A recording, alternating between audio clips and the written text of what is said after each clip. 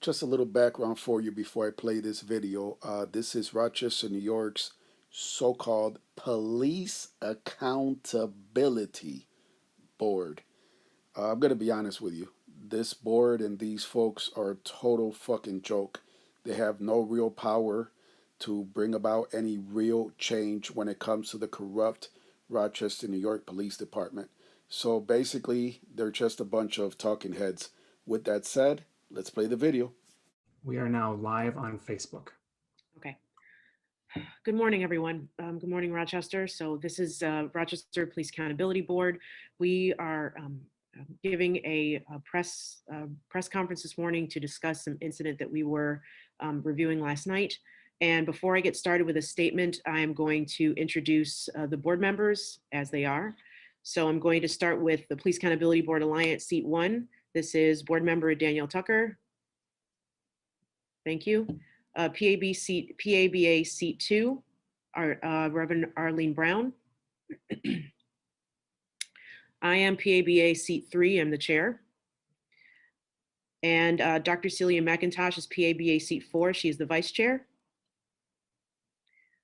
We have City Council Chair East, Dr. Robert Harrison. We have City Council Chair Northeast, Ida Perez. And we also have City Council seat South, Reverend Matthew Nikoloff. And mayoral seat, Reverend Dr. Ricky B. Harvey. Okay. And seat Northwest. Oh, and seat Northwest. Did I not say Northwest? No. Okay. Oh, thank you. All right, so I'm going to go ahead and now read the statement of what we witnessed last night in our meeting.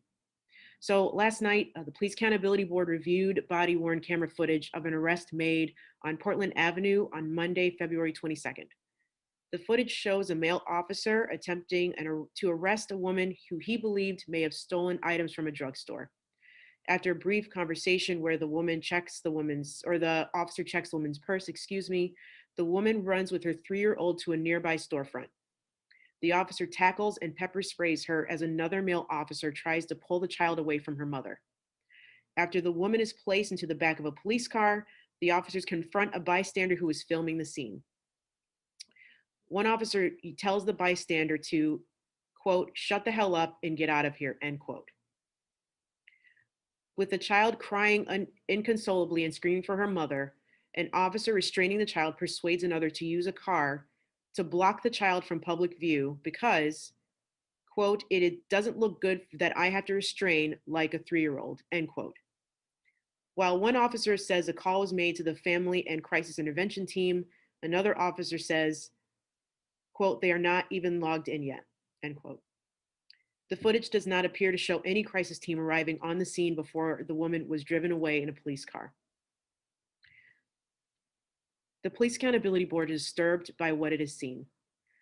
These are troubling parallels between this new incident and the one on Harris Street that occurred just a few weeks earlier. Both incidents involved Black mothers. Both involved Black children. Both involved Black people obviously in crisis.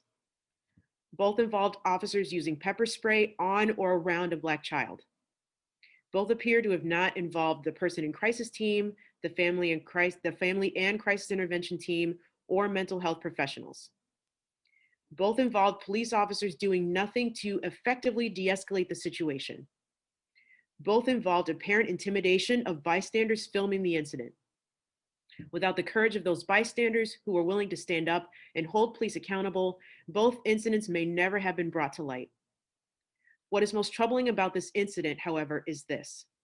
The 2 officers involved here were also involved in the earlier pepper spraying incident on Harris Street.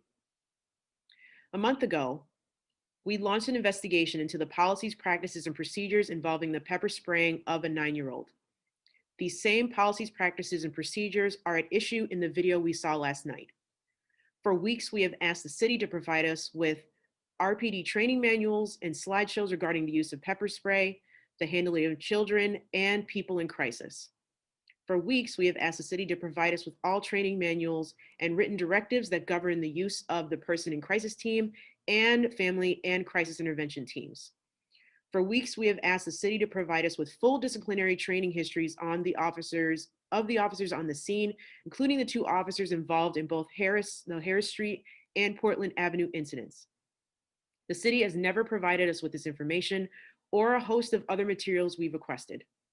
If the city had done otherwise, our investigation and any resulting proposals for change may have prevented this incident from happening. These disturbing incidents prove that Rochester Police Department needs to fundamentally change its organizational culture.